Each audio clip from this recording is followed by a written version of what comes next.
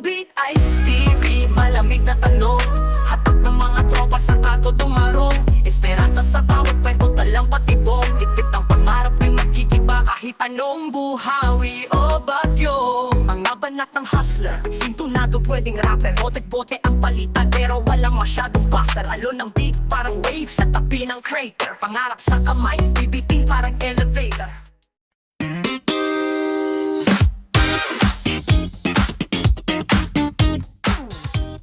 Hey mga guys, welcome to my channel, to my TV with my cooking vlog. So gulay po tayo ngayon. So magluto po tayo ng sari-saring gulay, mixed vegetable with pork. So yan ang pork natin. Yan. So yan, nililinis muna ito.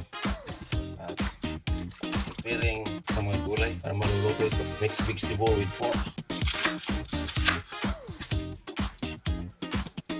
Ano, ito na po yung ating gulay, pinaghalong gulay. Nakaprepare na po. Ito ang ating repolyo or cabbage. So yan, pork, ang sangkap, sibuyas, bawang. So tara, tayo na magsimula magluto. So yan, nagkita na po tayo ng bawang at sibuyas. Natin po yung kawali.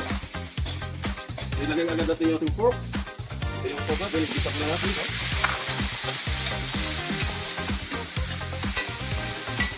Mixed vegetable with pork. Our meal for today.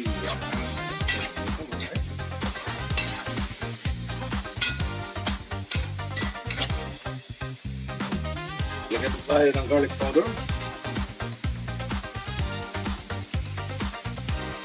Ito white pepper ground.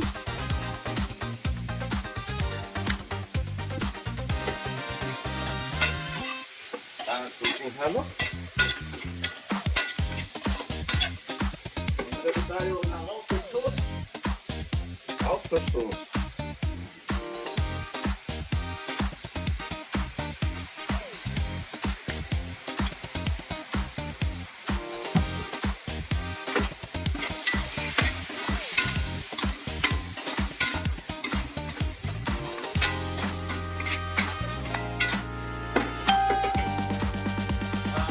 Tayo ng plain sauce or patis. Maglagay po tayo ng liquid seasoning at kunting halo. Yung ating pork, i-ating palambutin muna bago natin ilagay yung ating mga gulay. So mag-add po tayo ng kunting tubig. Yan ang water. Kunting tubig ka para lumambot ito ating pork. Pagulot ang gulay. Yan, tatakpa po natin within 30 minutes hanggang lumambot bago natin ilagay yung ating mixed vegetable. Yan, lambot tayo ng pork. So ilagay na po natin yung ating mga gulay. Yan, ayos na ito. Lagyan natin ating sama-samang gulay. At halo-haloin. Mixed vegetable with pork. Yan na po yung ating menu for today. Napakasarap nito mga guys.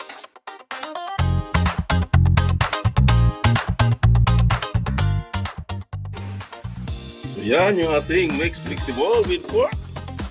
Yan, medyo naluto na po siya. Silagay na po natin yung ating repolyo. Ito yung ating repolyo. Ayan.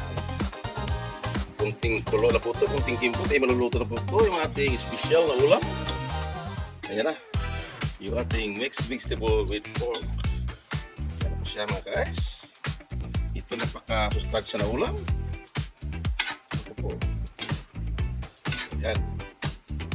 Tatakpan natin within 5 minutes or 10 minutes.